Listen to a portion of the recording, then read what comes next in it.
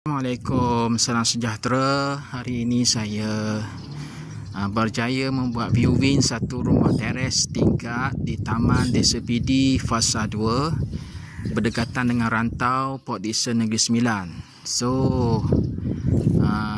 single story teres tingkat ini dia unit tengah, freehold, open title, semua bangsa boleh beli. Dia dua lorong daripada pintu masuk. Ini pemandangan di hadapan rumah. So jirangnya ini dia punya surrounding tu, dia nampak di kawasan Magic area. So dah ada jirang yang masuk. Okey, kita tengok macam mana rupa di bahagian dalam rumah. Rumah ni dah dibaik pulih, cuma condition dia masih lagi basic unit lah. So ini pemandangan bahagian ruang tamu depan.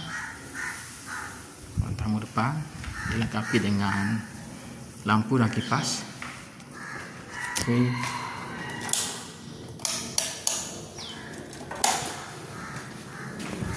lagi sekali kita dah pasang lampu dan kipas. Okey,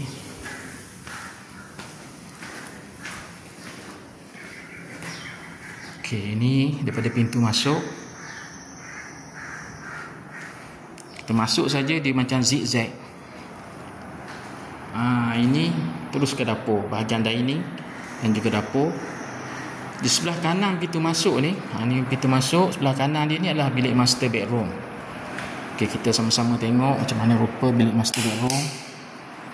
So telah dilengkapi dengan lampu dan kipas. Rumah ni dicat dengan colour putih, basic unit. So bilik master bedroom ni dia attach sekali dengan bilik air. So ni bilik air,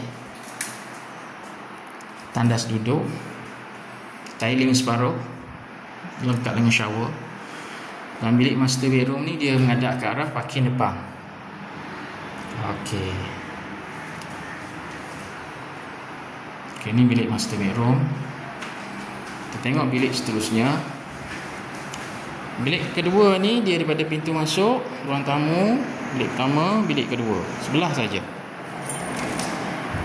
Ini bilik kedua.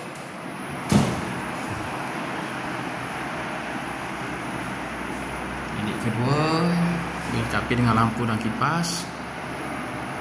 Bilik kedua. Okey, sebelah bilik kedua nak menghala ke dapur ni ada satu tandas. Tandas duduk. So tandas ni dia untuk sharing dua bilik lagi lah yang tak ada tandas. So tandas duduk ni dia dilengkapi dengan shower. Okey. Dan ini bilik terakhir, bilik ketiga.